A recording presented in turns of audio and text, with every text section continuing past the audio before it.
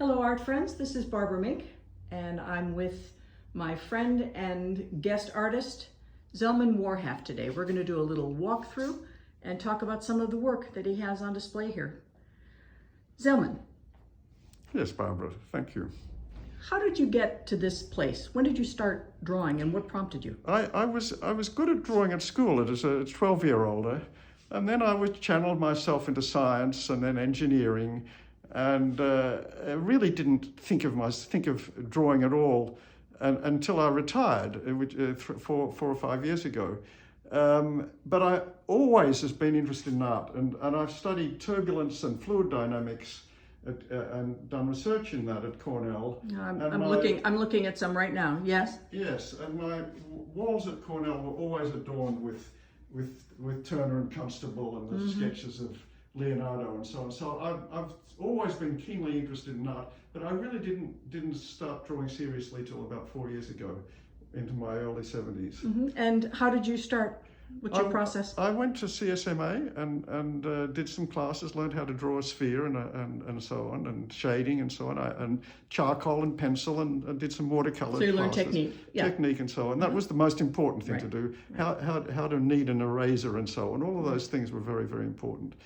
And then I got friendly with, I was always known Catherine O'Neill, the artist, but I asked her if we could go out into nature and draw. And that really hooked me in. And first it was very tentative, and I didn't really quite know what I was doing. And then all of a sudden, I really thought, this is exactly what I want to do.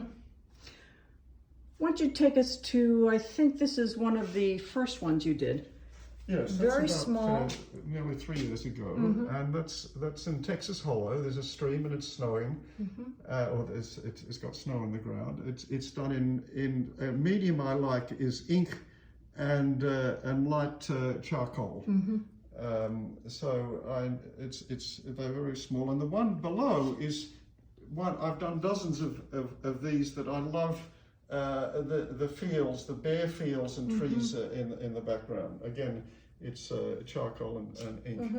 Now the one above is a very different feel, both in terms of the trees involved and the style. What can you tell us about this one? These are Australian trees, and Mike Rubo, the Australian artist and filmmaker, it sort of challenged me to see if I could do that. And so these are done in charcoal, and they're very strong, very, very strong characteristics, and almost anthropomorphic in their in their shape. And the gum leaves, the eucalyptus leaves, have got a very characteristic style to them as well. Yeah.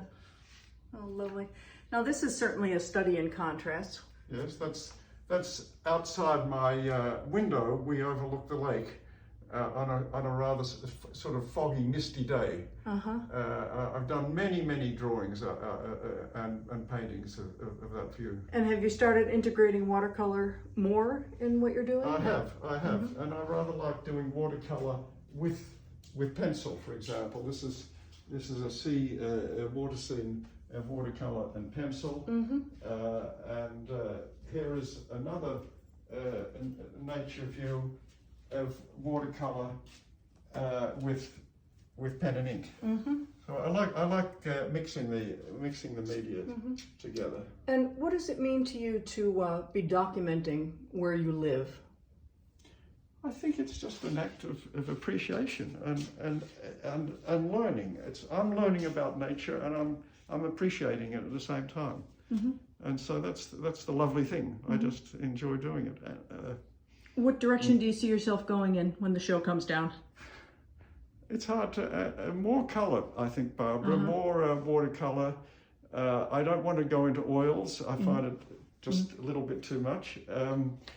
I like going a little bit more abstract, but I want to keep